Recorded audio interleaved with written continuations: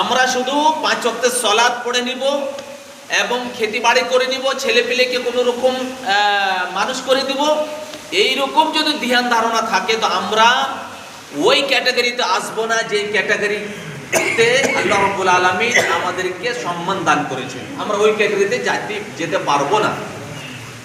কেন আল্লাহ রাব্বুল এই সম্মান দান করেছেন শুনেন, কেন সম্মান দান করেছেন?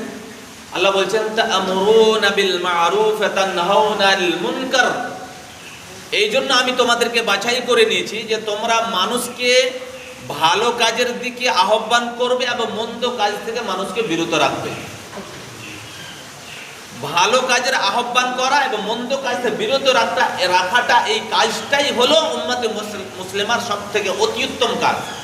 এই কাজটার সাথে যদি আমরা জড়িত থাকি, এই কাজ যদি আমরা করতে থাকি, শিরক কুফর থেকে মানুষকে বিরত রাখা এবং তাওহীদ থেকে মানুষকে ডাকা, এই কাজ যদি আমরা করতে থাকি তবেই আল্লাহ রাব্বুল আলামিনের দেওয়া উপাধি আমরা পেতে পারবো, নচেত আমরা পাবো না।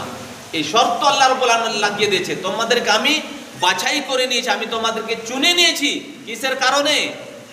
যেই নবীরা নবীদের যুগে যে কাজ করেছিল, কুফর শিরক থেকে মানুষকে বিরত রাখতো, তাওহীদ থেকে মানুষকে ডাকতো, ওই কাজের দায়িত্ব তোমাদের ঘাড়ে চাপিয়ে দিয়েছি। যখন তোমরা এই দায়িত্ব পালন করবে তখন তোমরা এই উপাধিতে উপাধিত হতে পারবে, নচেত হবে না।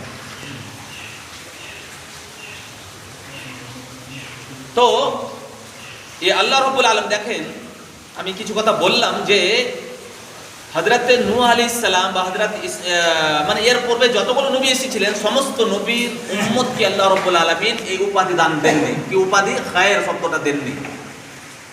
খায়ের যে একটা উপাধি আমাদেরকে আল্লাহ রাব্বুল আলামিন স্বয়ং আমাদেরকে দিয়েছে, উম্মতে মুহাম্মাদিয়াকে, এই উম্মতে মুহাম্মাদিয়াকে দিয়েছেন। কিন্তু এর পূর্বে যতগুলো নবী এসেছেন তার মাননেওয়ালাকে আল্লাহ রাব্বুল আলামিন কখনোই এই খায়ের উপাধি দেননি, দিয়েছেন এই উম্মতে মুহাম্মাদিয়াকে।